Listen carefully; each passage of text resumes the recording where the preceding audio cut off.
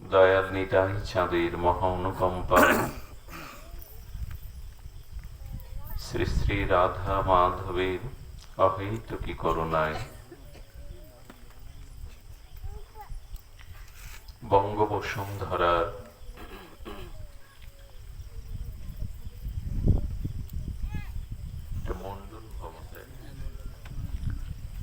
মণ্ডল ভবনে স্থিত শ্রী শ্রী কেশবব্রতের প্রত বৈশাখীর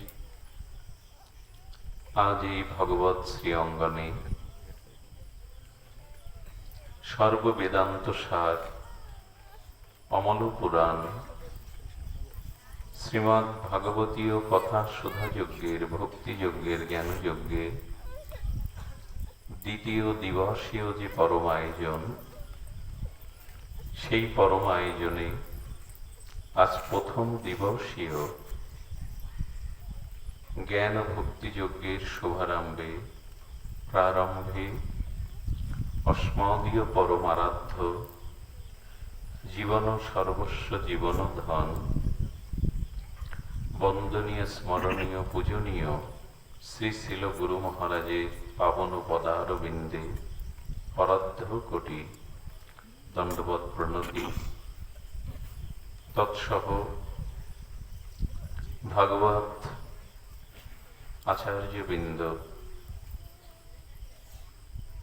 সংকীর্তন রসজ্ঞ বৃন্দ মহাপ্রভুর অনুরাগী প্রিয় বৈষ্ণবজন সুমঙ্গল সাধু সমাজ সন্তজন গুণীজন ধর্মশীলা শ্রদ্ধাশীলা কল্যাণীয় মাতৃগণ,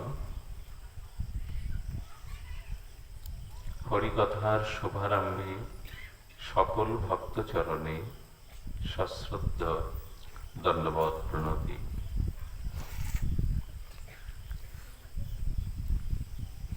প্রবাহ অশ্রুনাং নবজলদ কোটিরিব দৃশ্য। মহাপ্রভুর প্রিয় পরিকর গৌড়ীয় আচার্যবর্য রাগ ভক্তির ধ্রুবতারা শ্রী শিল প্রবোধানন্দ সরস্বতীপাদ, তিনি তার অমর গ্রন্থ শ্রী চৈতন্য চন্দ্রামৃত এই গ্রন্থে তিনি উল্লেখ করছেন প্রবাহ অশ্রুনাং নব জলদ কোটিরিব। যিনি অশ্রুধারা বর্ষণে নব জলধরের ন্যায় নয়ন যুগল ধারণ করেছেন, যিনি শ্রাবণ সৌদামিনী মেঘের অবিরাম ধারার মতো যার নয়ন যুগল অশ্রু প্রবাহমান হচ্ছেন, যার প্রেম সম্পত্তিকে কোটি কোটি বৈকুণ্ঠের ঐশ্বর্যকে তুচ্ছ করেছেন, যার মাধুর্য প্রেম ঐশ্বর্য বৈকুণ্ঠের কোটি কোটি ঐশ্বর্যকে তুচ্ছাতি তুচ্ছ করেছেন, আর যার অঙ্গ ছটা অঙ্গ কান্তি কোটি কোটি অমৃতের সিন্ধুকে যেন বমন করেছেন, উদ্গীরণ করেছেন, সেই কপটি শ্রীকৃষ্ণ চৈতন্য মহাপ্রভুকে আমরা সকলেই শুভারম্ভে প্রণাম করি। অঙ্কিত করেছেন মহাপ্রভুকে। কি অঙ্কিত করেছেন? এমন ঐশ্বর্য মাধুর্যের পরকাষ্ঠা ভগবানকে আর কোন শাস্ত্রে অন্য কোন অবতারে এরূপ বর্ণনা আসেনি। কারণ সচ্চিদানন্দ ভগবান আজ শ্রাবণ মেঘ ধারার মতো যার দুই নয়ন দিয়ে প্রেমশ্রু ঝরঝর করে বিগলিত হচ্ছে, জলযন্ত্র পিস্কারির ন্যায় কোন ভগবান এভাবে কেঁদেছেন?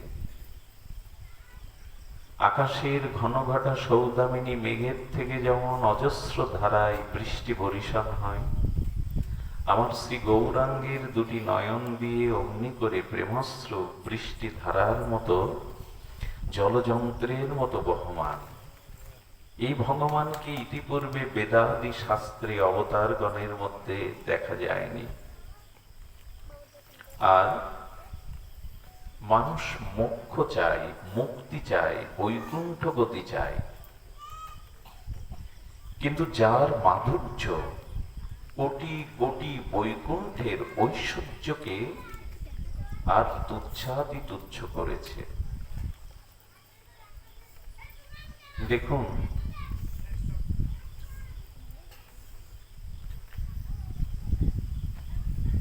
একটি প্রদীপের প্রজ্বলিত শিখার মাঝে যদি পূর্ণিমার চন্দ্র উদয় হয়,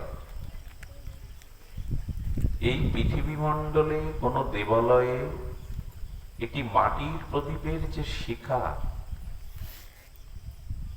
সেই প্রদীপের শিখা যদি আকাশের পূর্ণ পূর্ণিমার চন্দ্রকে দেখতে পায়, সেই শিখাটি যেমন ম্লান হয়,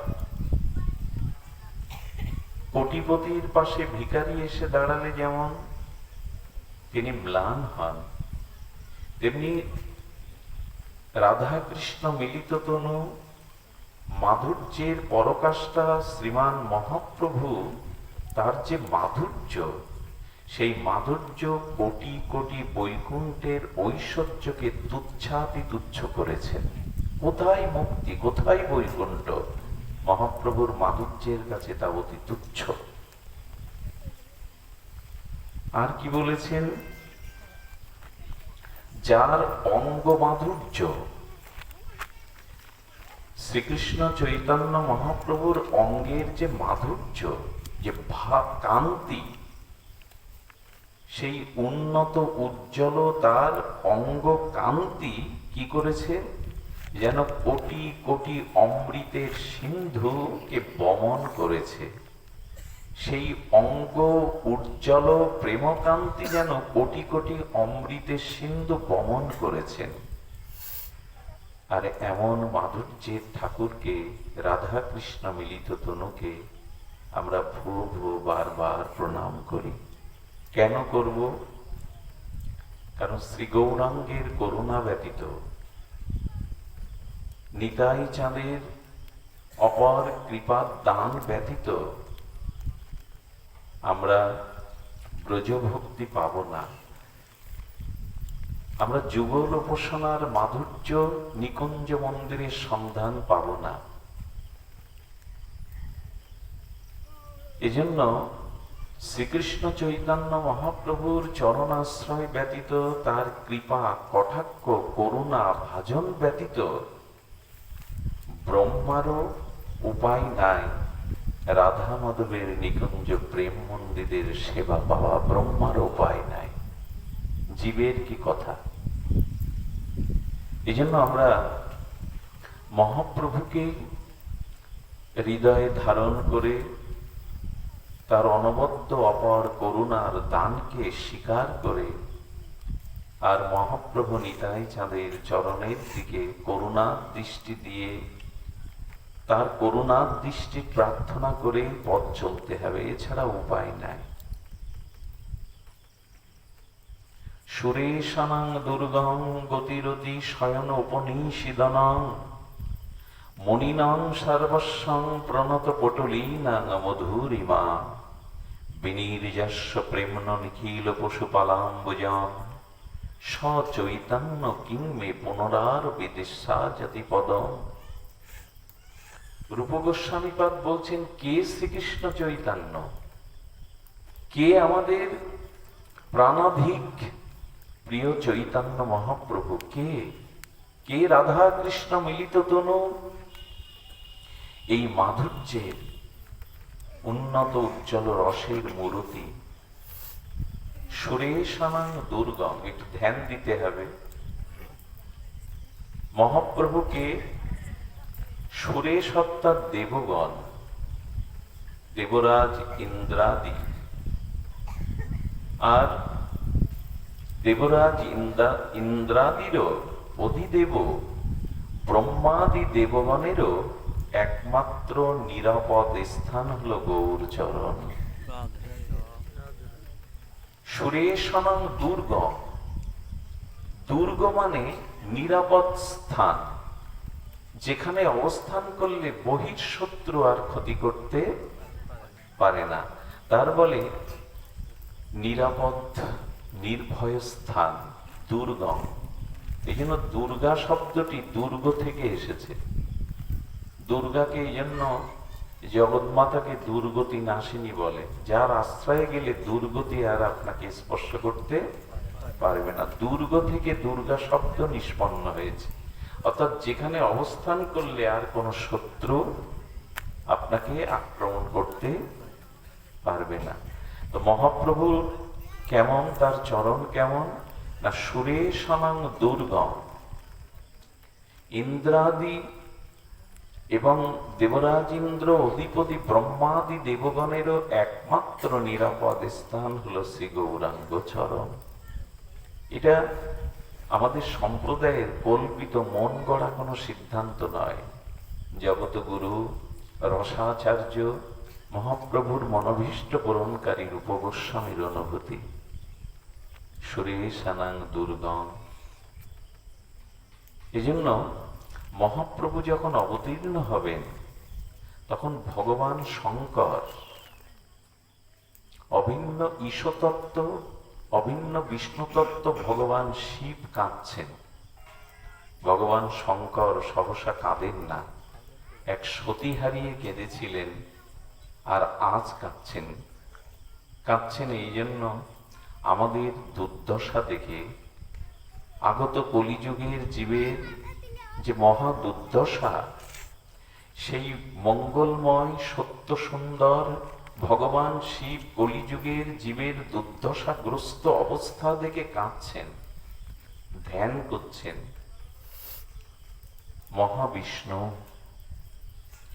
মহাবিষ্ণু এসে ভগবান শঙ্করকে গৌতমীয় তন্ত্রে বলছেন যে কেন কাঁদছেন শঙ্কর? বললেন কলিযুগের যে দুর্দশা, তাদের যে অন্ধকারাচ্ছন্ন জীবন, যাতনা যন্ত্রণাময় জীবন, তা দেখে আমার হৃদয় বড় ব্যথিত হয়েছে। তো ভগবান শঙ্করকে ভগবান মহাবিষ্ণু বলছেন, আপনি একা কেন কাঁদবেন? আমাকে আপনার সাথে মিশিয়ে নিন, দুজনে মিলে কাঁদি। এই দুজন মিলে মহাপ্রভুর অবতারের পূর্বে জানালেন, প্রভু আমি শিব, আমি মহাবিষ্ণু, তোমার এই প্রেম অবতারে, কারুণ্য অবতারে, ব্রজপ্রেম রাধাদাস্য দানে তুমি ভারত ভূখণ্ডে শ্রীধাম নবদ্বীপে অবতীর্ণ হবে। আমাদের কৃপা করে অনুমতি দাও, আমরাও যেন তোমার লীলা সঙ্গী হয়ে ভারতবর্ষে যেতে পারি। ভগবান শঙ্কর সদাশিব প্রার্থনা করছেন গৌর অবতীর্ণ হবে যেন আমরা তার লীলা সঙ্গী হয়ে আর এই ভারত ভূখণ্ডে অবতীর্ণ হতে পারে। ইচ্ছা শিবেরও জাগলো, বিষ্ণুর জাগলো, কিন্তু গৌর অবতারে আমাদের ইচ্ছা জাগলো না। ব্রহ্মা বলছেন, প্রজাপতি সনক পিতা চতুর্মুখ ব্রহ্মা বলছেন, প্রভু আমি পুরুষোত্তম সেই দাপরে তোমার ব্রজলীলাতে তোমায় চিনতে পারিনি, অবুজের মতো শিশুর মতো অপরাধ করে বসেছিলাম।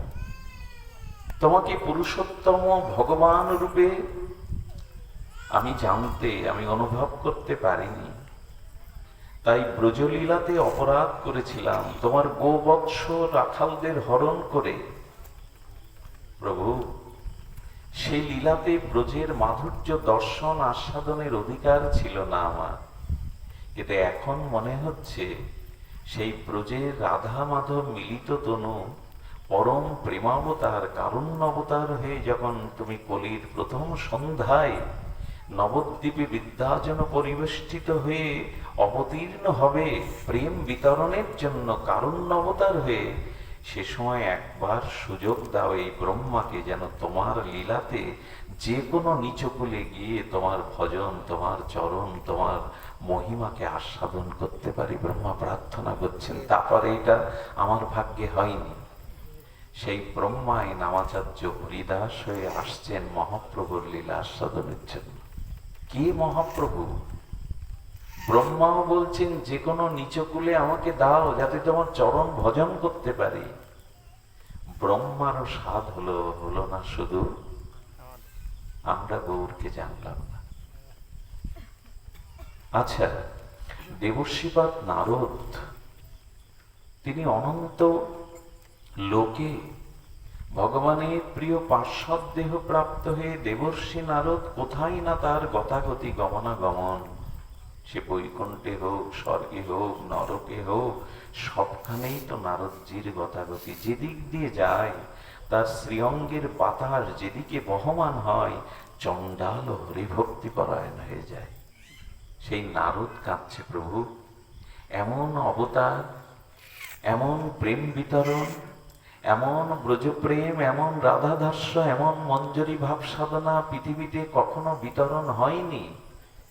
তুমি ব্রজের সেই রাধা মাধব মিলিত তনু গৌর রূপে যখন অবতীর্ণ হবে, আমাকে একবার কৃপা করো, যেন তোমার লীলা সহায়িকা হয়ে তোমাকে সুখ দিতে পারি, সেবা আনন্দ দিতে পারি।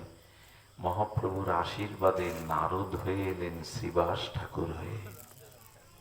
আর রাধারানীর চরণের রেণু মেখে যখন অন্তকৃষ্ণ বহির গৌর হলেন, রাধা ভাবকান্তি নিয়ে যখন অন্তরে কৃষ্ণ বাইরে গৌর হলেন মহাপ্রভু, তখন রাধারানী ভাবলেন যে প্রেম আজ তোমাকে সাজিয়ে দিলাম, এই প্রেম তোমাকে ধুলায় লুটালুটি, এই প্রেম তোমাকে ধুলায় গড়াগড়ি দিতে আর প্রেমাস্ত্র বরিশন করতে সর্বদা, এই প্রেম তোমার ভিতরে উত্তোলিত হবে।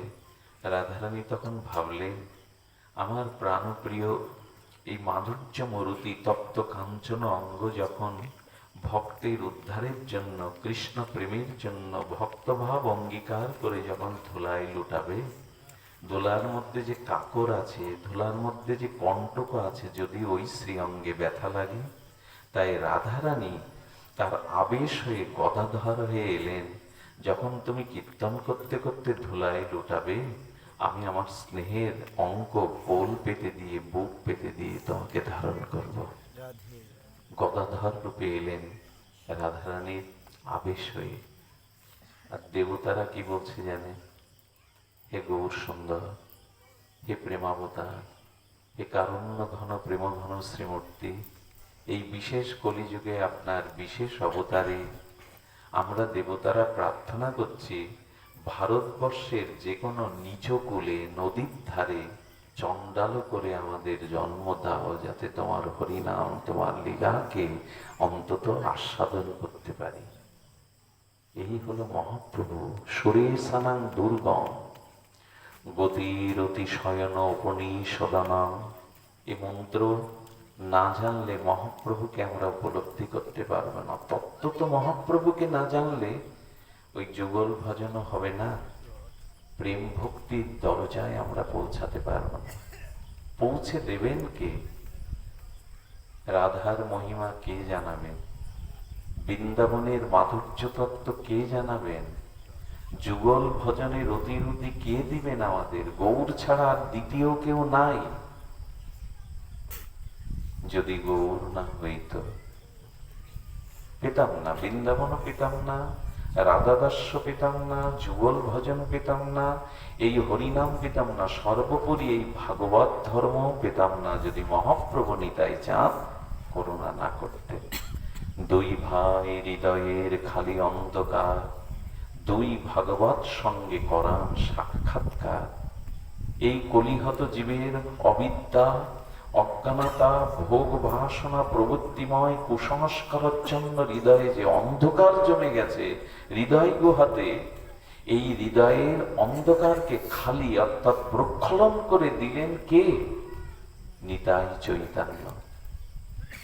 দুই ভাই হৃদয়ের খালি মানে প্রক্ষালন করা, যেমন চরণ প্রক্ষালন করে দেয়, তো অবিদ্যাগ্রস্ত কলিজীবের মানুষের এই হৃদয়ের গহ্বরে যে অন্ধকার আছে ওটা প্রক্ষালন করে দিলেন।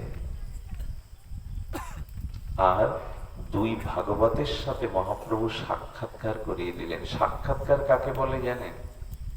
বাইরে পরিচয়ের নাম দেখা, বাইরে আপনার সাথে আমার পরিচয় হলো, এর নাম দেখা। আর অন্তর পরিচয়কে বলে সাক্ষাৎকার। অন্তরে অন্তরে আত্মাই যে পরিচয়, তার নাম বলে সাক্ষাৎকার।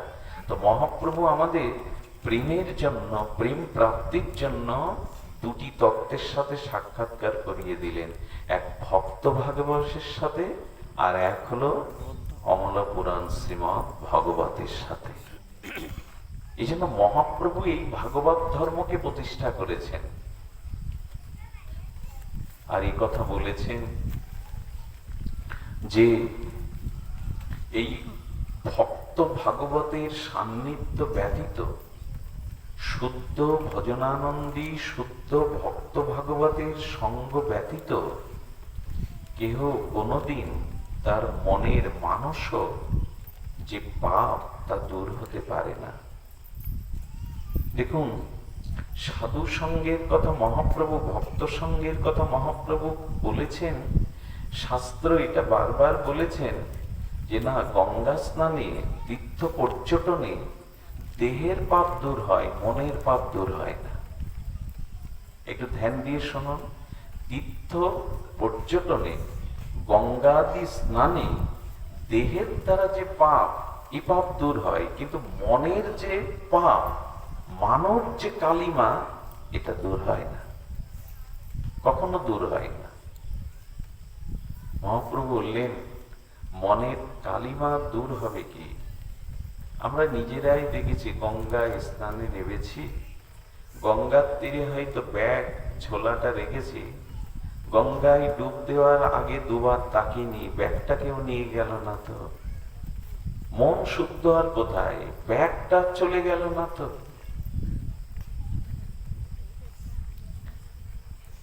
এক মহাত্মা বলছিলেন গঙ্গায় অনেকে স্নান করছে, এক রমণী স্নান করতে করতে তার বুকের কাপড়টা সরে গেল। অনেক সাধুজন সেদিকে তাকিয়ে থাকলো। হ্যাঁ, গঙ্গা স্নানে এলে তোমার হয়তো দেহের পাপ দূর হলো, কিন্তু মনঃশুদ্ধি হলো না। মনঃশুদ্ধিটা এক ভক্ত সঙ্গ ব্যতীত, সাধু সঙ্গ ব্যতীত কারো মনের শুদ্ধি কখনো হবার নয়। এই জন্য তীর্থ হলো জড়, এক জায়গায় অবস্থান করতে, আর চলতীর্থ হলো ভক্তরা, চলমান তীর্থ, যেখানেই যাবে সেখানেই তীর্থ প্রকাশ হবে। এই জন্য বললেন সাধু হলো চলমান তীর্থ। সাধুর সঙ্গে মনের পাপ দূর হয়, মন বিশুদ্ধ হয়, মনের শুদ্ধিতা আসে। এটা সাধু সঙ্গ, হরিকথা, ভাগবত সাক্ষাৎকার ব্যতীত আসে না।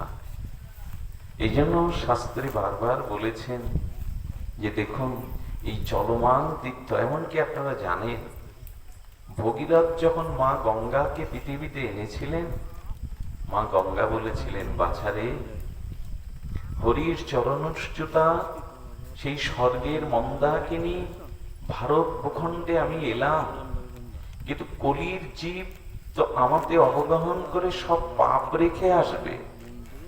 তো কলির জীব যদি আমাকে পাপ রেখে আসে, বলতে পারো বাবা তুমি তো আমাকে আনলে পৃথিবীতে, আমি সেই পাপ কার কাছে দেব? আমাদের যে জীব পাপটা রেখে যাবে, সেই পাপ দূর হবে কি করে? ভগীরথ হাত জোর করে বলছেন মা ভেবো না, ভেবো না মা, যদি কখনো কোনো বিশুদ্ধ প্রেমিক ভক্ত আর তীর্থযাত্রার ছলে, স্নানের ছলে, গঙ্গা মাকে বলছেন মা, তীর্থযাত্রার ছলে কোন শুদ্ধ ভগবানের প্রেমিক ভক্ত যদি তোমাতে অবগাহন করতে নাবে, তবে সেই ভক্তের স্পর্শে তোমাতে রেখে যাওয়া পাপ দূর হবে, ভক্তের স্পর্শে তোমার সেই পাপ দূর হবে। অর্থাৎ গঙ্গায় রেখে আসা পাপও শুদ্ধ শুদ্ধ ভক্তের সংস্পর্শে গঙ্গা দেবীর ভেতর থেকেও সেই পাপ দূর হয়। সাধু সঙ্গের এমন মহিমা। তুলায়াং লবে না বিনা সর্গাং না পুনর্ভবং ভগবত সঙ্গে সংঘর্ষ মর্ত নাম কিমতা আশিস। শাস্ত্র বলেছেন স্বর্গপ্রাপ্তি, মোক্ষ প্রাপ্তি সাধু সঙ্গের কাছে তুচ্ছাতি তুচ্ছ। ক্ষণকাল সাধু সঙ্গ যদি যথাযথ হয়, বিশুদ্ধ চরিত্রবান ভজনানন্দী শুদ্ধ সাধু সঙ্গ যদি ক্ষণকালও হয়, লবমাত্র হয়, স্বর্গ মোক্ষ প্রাপ্তির থেকে তা মহান। এই জন্য সাধু সঙ্গ, ভক্ত সঙ্গ এবং ভাগবত শ্রবণ এটা মহাপ্রভুর মহা অবদান। এটা মহাপ্রভুর মহা অবদান। এই জন্য বললেন সুরেশানাং দুর্গাং গতিরতি শয়ন উপনিষদানাং। দেখুন, শ্রুতি স্মৃতি, আমাদের পুরাণ আদি যে সকল শাস্ত্র আছে বা বেদান্ত উপনিষদ, বেদান্তের সার যে উপনিষদ ব্রহ্মবিদ্যা, সেই সমস্ত ব্রহ্মবিদ্যা উপনিষদে কি বলেছেন? গতিরতি শয়ন উপনিষদানাম। উপনিষদ শ্রুতি স্মৃতি শাস্ত্রের গতি একমাত্র গৌর চরণ। কেউ যদি বলে উপনিষদে বেদে গৌরের কথা কই, শ্রী গৌরাঙ্গের তত্ত্বটা বেদে তো পাইনি, তার অবতারের কথা তো নাই। শাস্ত্রকারগণ বলেছেন, আপনি একটি পাত্রে এক বাটি দুগ্ধ নিন, গোদুগ্ধ। সেই গাভীর দুগ্ধের মধ্যে অঙ্গুলি প্রক্ষালন করুন।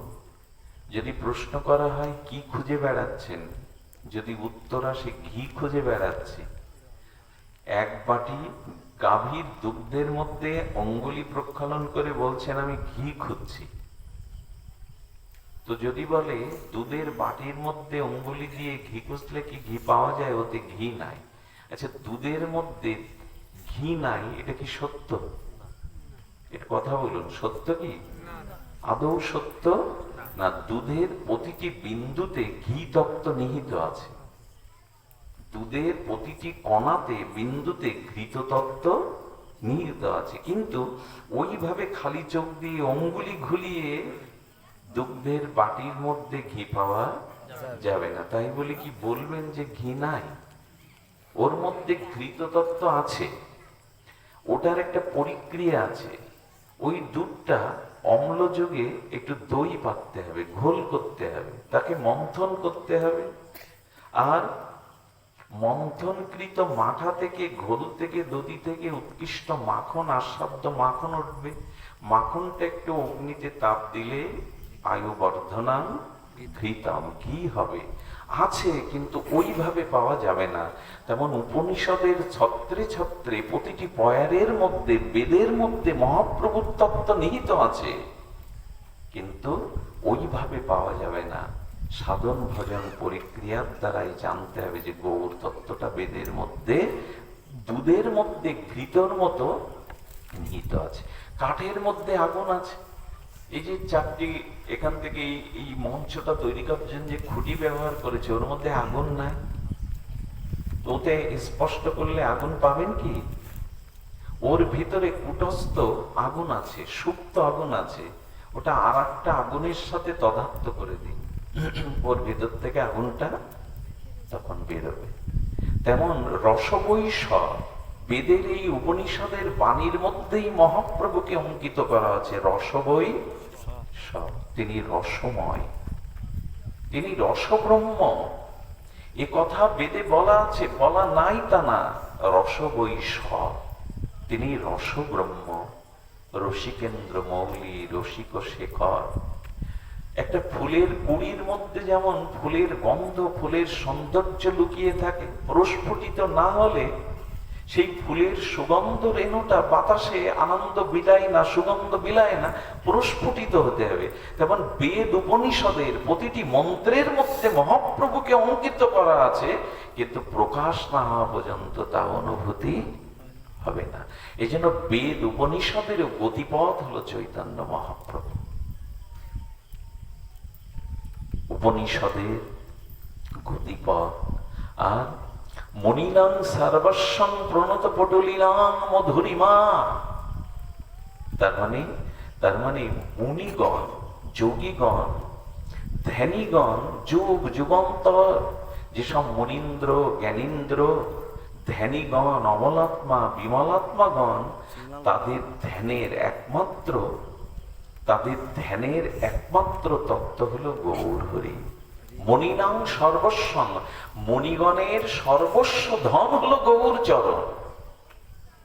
সে দণ্ডকারণে যখন রাঘবেন্দ্র রাজি বলেছেন, সীতাপতি রামচন্দ্র গিয়েছিলেন, রামচন্দ্র যখন গিয়েছিলেন তখন রামচন্দ্রকে দর্শন করে বলেছিলেন, প্রভু তোমার এই যুগল মাধুর্য, মেঘ দেখে ভয় পাওয়ার কিছু নেই, এখন মেঘটায় আশীর্বাদের। মেঘ দেখে হয়তো ভাগবতের কৃপায় যদি মেঘ আসে সেটা আমাদের জন্য আনন্দের, পরম আনন্দের। শুধু যেমন শ্রবণ করো, নদীকে ধ্যান দিয়ে লাভ নেই। আমরা সারা বাংলাদেশ প্রার্থনা করছি, অগণিত শিশু থেকে বৃদ্ধ, ভক্ত থেকে অভক্ত সবাই কাতর প্রার্থনা করছে বিধাতার কাছে। সেটা যদি প্রার্থনা পৌঁছে যায় সেটা আমরা আপাতত ভুলে যাই। আসুন আমরা শুনি কি বলছেন। বলছেন যে মণিগণের সর্বস্ব ধন গৌর হরি, আর প্রণত পটলীনাং মধুরিমা, যারা মাধুর্য রসের উপাসনা করে সখীভাবে, তাদেরও মাধুর্য মূরতি হলেন আমার গৌর হরি। সচৈতন্যং কিং মে পুনরাবিদিশায়তি পদম, সেই শ্রীকৃষ্ণ চৈতন্য প্রেমাবতার আমার নয়নে আর কি দৃশ্যমান কখনো হবে? গোস্বামী বললেন, সেই গৌর চরণ কি আমার নয়নে আর কখনো দৃশ্যমান হবে? আমি কি সেই গৌর প্রেমাবতারকে একবার আমার হৃদয় পথে দেখতে পাবো? আমার হৃদয়ের পথে, জীবনের পথে একবার কি আমি গৌরকে দর্শন করতে পারবো? এই প্রার্থনা জানানো হলো, এই প্রার্থনা জানানো হলো। আসুন, ভাগবতের আজকে প্রথম দিবস এবং দ্বিতীয় দিবসেও ভাগবতে আজ প্রথমেই আমরা এইটুকু জানাবো, ভাগবতের প্রয়োজনটা কেন, কেন বা এসছেন ভাগবত শুনতে, ভাগবত আমাদের কি জানাচ্ছেন। আমরা যদি এটুকু জানি তবে এই কথাটি আমাদের প্রথমে যে বুঝতে হবে, অনুভব করতে হবে, সেটি হলো যুবক শ্রীতাম ধর্মকৃত অনুশাসত স্বভাব রক্তস্ব মহান ব্যতিক্রম।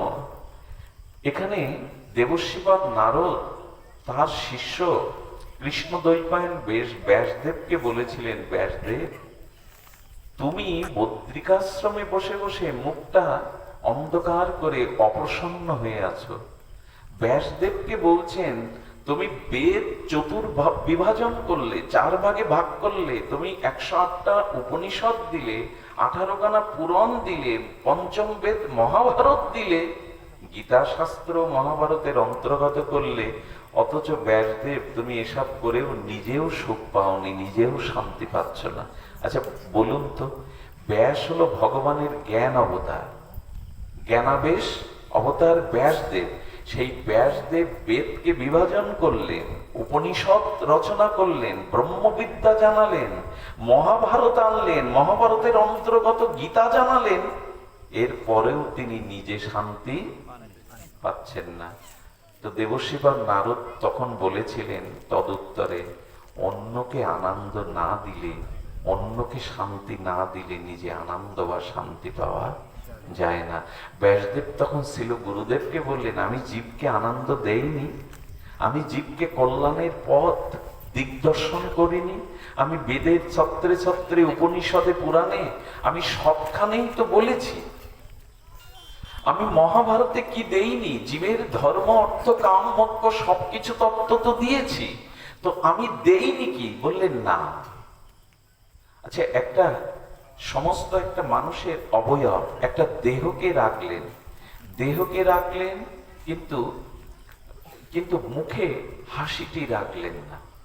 একটা মানুষের পূর্ণাঙ্গ নখ থেকে চুল অবধি পূর্ণ একটা অবয়ব, দেহটা দাঁড়িয়ে আছে, কিন্তু সেই দাঁড়িয়ে থাকা মানুষটির মুখমণ্ডলের যদি তার হাসি না থাকে, তো তার যে আনন্দের যে বহিঃপ্রকাশ সেটিকে অনুভব হয়।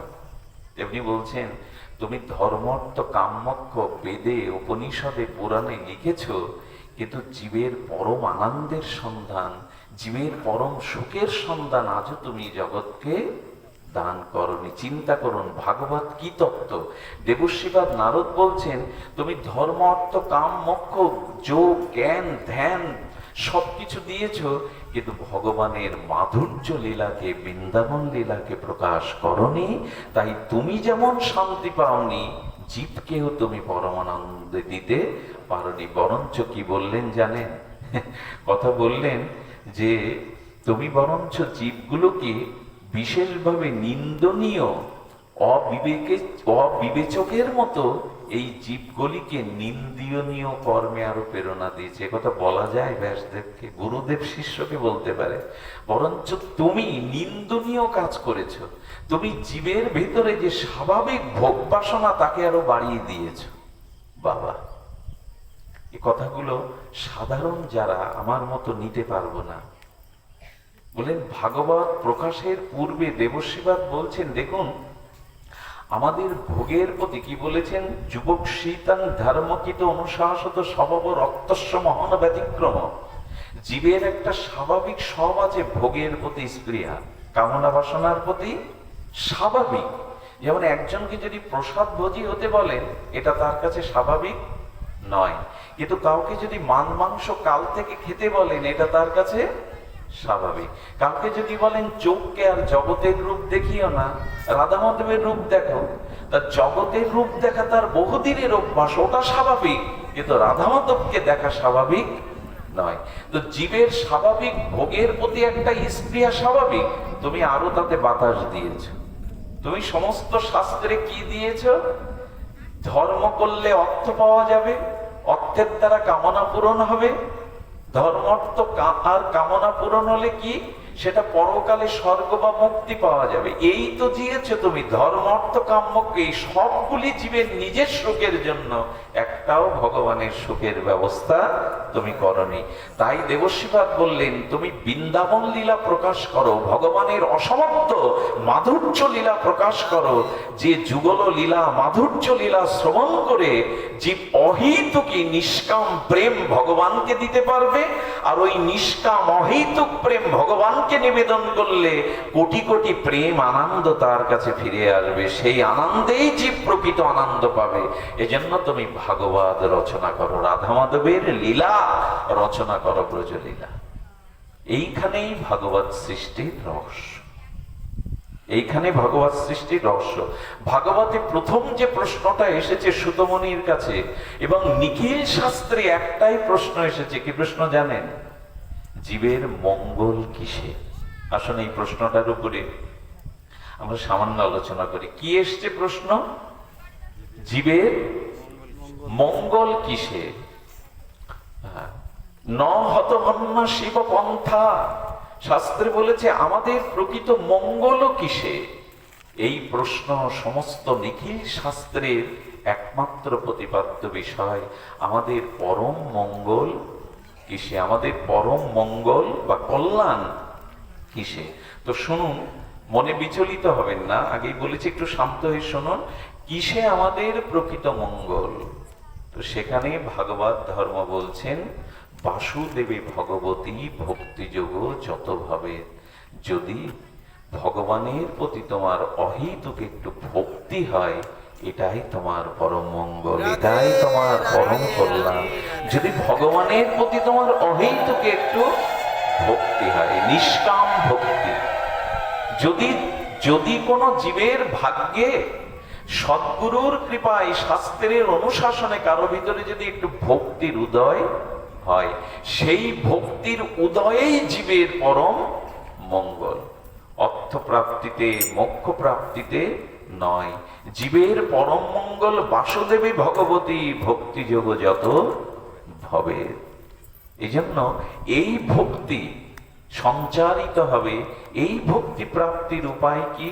এই ভক্তির প্রাপ্তির উপায় একমাত্র হরি কথা শ্রবণ, ভাগবত কথা শ্রবণ। শ্রবণাঙ্গ ভক্তির দুয়ার দিয়েই ভক্তি জগতে প্রবেশ করতে হবে। এই জন্য হরি কথাতে রুচি, ভগবত কথাতে নিষ্ঠা, তবেই আপনার জীবনে ভক্তিযোগ সূচনা হবে, নচেত সূচনা হবে না। সেই পুরনো কথা, চিরদিনের কথা নবনবায়নমান হয়ে ফিরে আসে। হরি কথাতে যতদিন রুচি না হবে, আসক্তি না হবে, ততদিন ভক্তি ধর্মে আমাদের প্রবেশ ঘটবে না।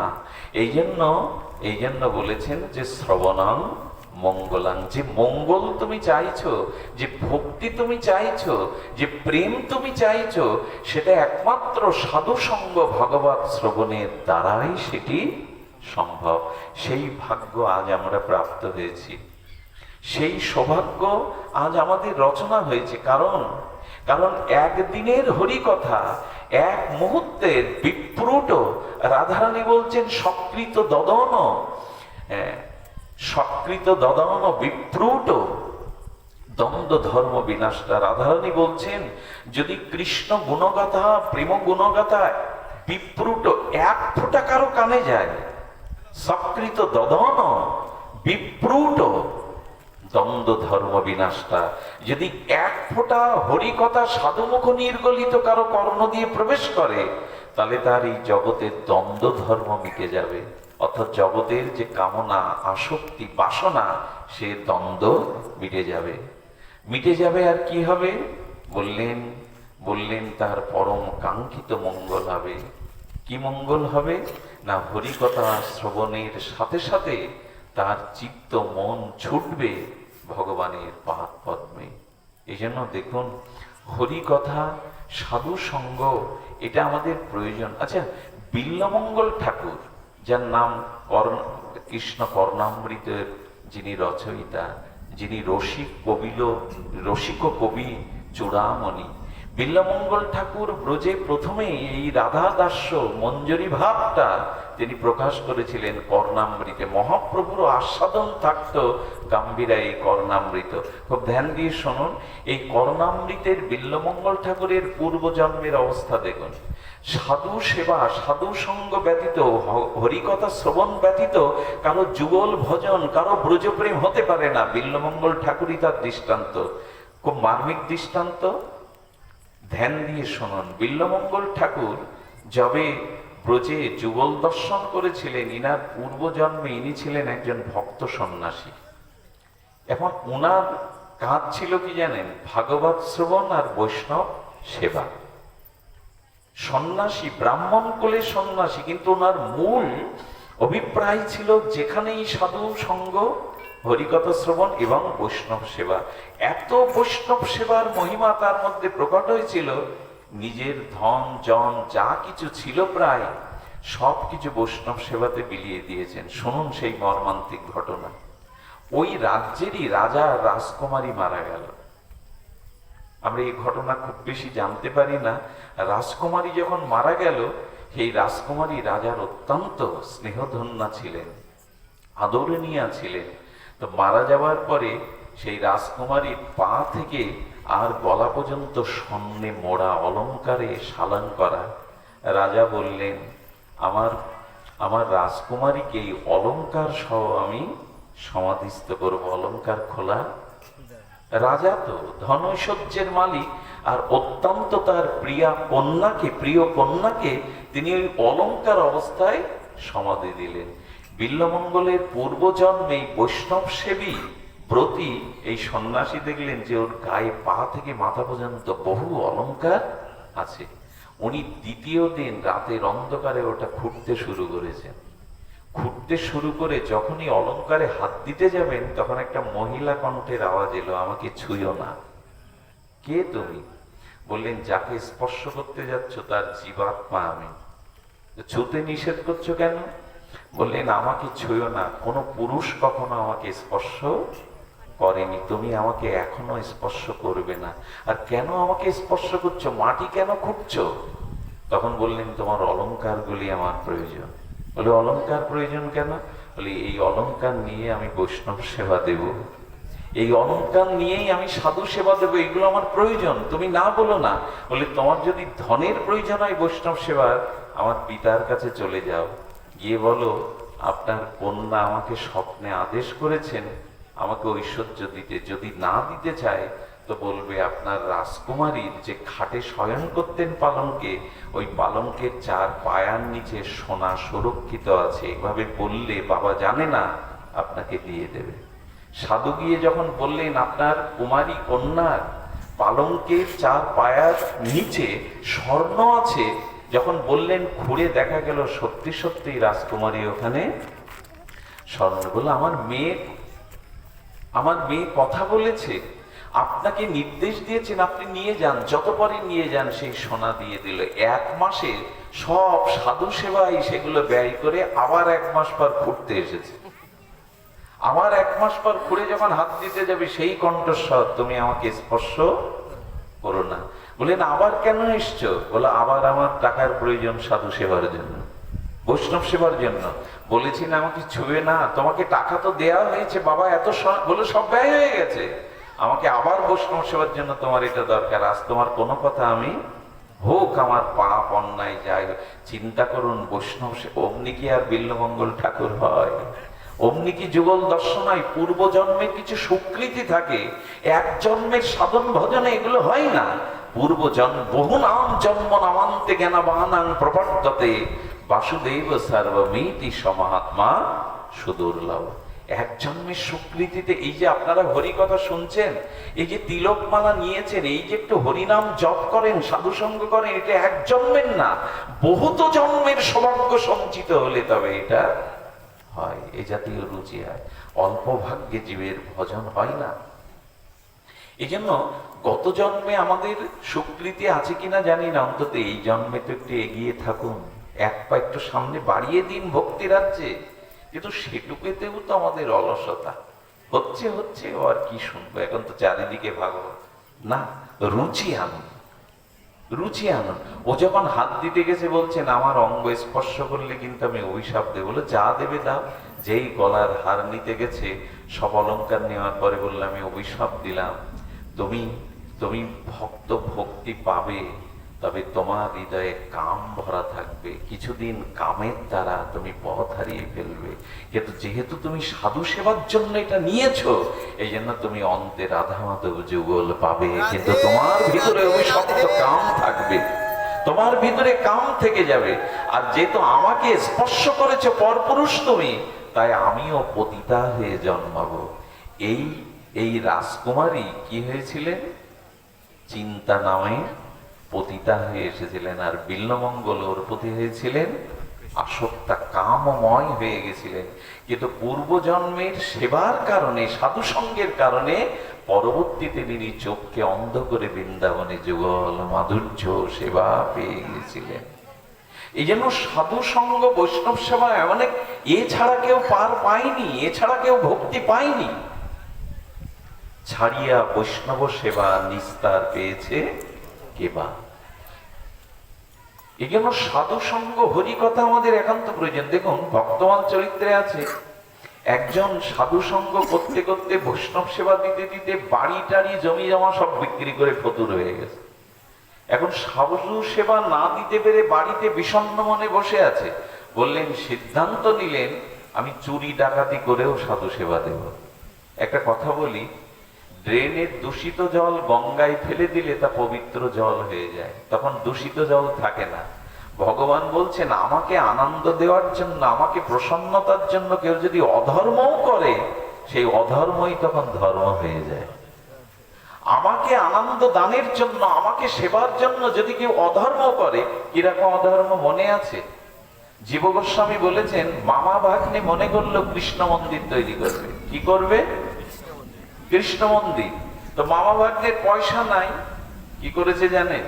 জমিদার বাড়ি চুরি করতে গিয়ে বড় সিন্দুক কেটে, মামা যখন মাথা ঢুকিয়েছে, সিন্দুকের এমন কারুকাজ, সে মাথা আর বেরোচ্ছে না, সে মাথা আটকে গেছে।